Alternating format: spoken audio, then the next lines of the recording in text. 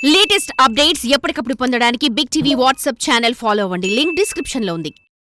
ఈ కథ లేకపోతే నేను సినిమా చేసేవాడినే కాదు అంటూ ఒక కుర్ర హీరో స్టేజ్ మీద ఓపెన్ గానే కామెంట్ చేయడంతో సినిమాలో ఏదో మ్యాటర్ ఉండే ఉంటుంది అని పొలం అంటూ పరిగెత్తుతూ ఉన్నారట మూవీ లవర్స్.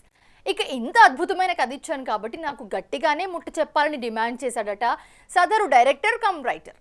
అయితే భారీ అంచనాలతో విడుదలయ్యి బొక్కబోర్ల పడ్డంతో ఈ మాత్రం దానికి అంత బిల్డప్ ఇవ్వాలా బాబు అంటూ ఓపెన్గానే ఫైర్ అవుతున్నారట సినిమా లవర్స్. దేవకి నందన వాసుదేవ ఈ సినిమాకి Tollywood most happening director Prasanth Varma కథ ఇవ్వడంతో సినిమాపై విపరీతమైన బజ్ క్రియేట్ అయింది. హనుమాన్ లాంటి సూపర్ డూపర్ హిట్ తీసిన దర్శకుడు కథ అందించాడంటే సినిమా మామూలుగా ఉండదు అనుకుని పరిగెత్తారు సినీ ప్రియులు. ప్రశాంత్ వర్మ ఏదో అద్భుతం సృష్టిస్తాడని ఆశించారు అంతా. కథ కూడా ప్రశాంత్ వర్మ స్టైల్లోనే సోషియో ఫ్యాంటసీ ఎలిమెంట్స్ మిక్స్ అయి ఉండడంతో ఈ సినిమా మరో హనుమాన్ అవుతుందన్న వార్తలు వినిపించాయి. ఇక ఈ సినిమా కోసం ప్రశాంత్ వర్మ ఏకంగా 2 కోట్లు తీసుకున్నాడని ఫిల్మ్ సర్కిల్స్ లో టాక్ గట్టిగానే వినిపిస్తుంది. ఓ కథకు 2 కోట్లంటే చాలా పెద్ద మొత్తమే.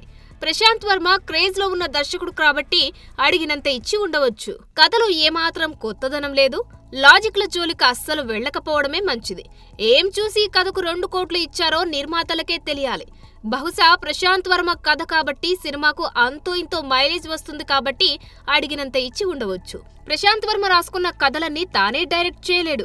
ఇలా కథల్ని అమ్ముకుంటే ఆర్థికంగా లాభాలుంటాయి. కాకపోతే తన కథలు ఫ్లాప్ అయితే ఆ ప్రభావం అంతో ఇంతో ప్రశాంత్ వర్మపై పడుతుంది. ఈ విషయాన్ని పట్టించుకోకుండా ఎడాపెడా వచ్చిన ఆలోచనలన్నీ నచ్చినట్టు రాసుకుంటూ ఇష్టం వచ్చిన వాళ్లకు ఇచ్చుకుంటూ పోతే ఆ ఎఫెక్ట్ తన సినిమాలపై కూడా పడుతుందని ఈ యంగ్ క్రియేటర్ గుర్తుపెట్టుకుంటే మంచిది. For more videos like this, subscribe Big TV channel.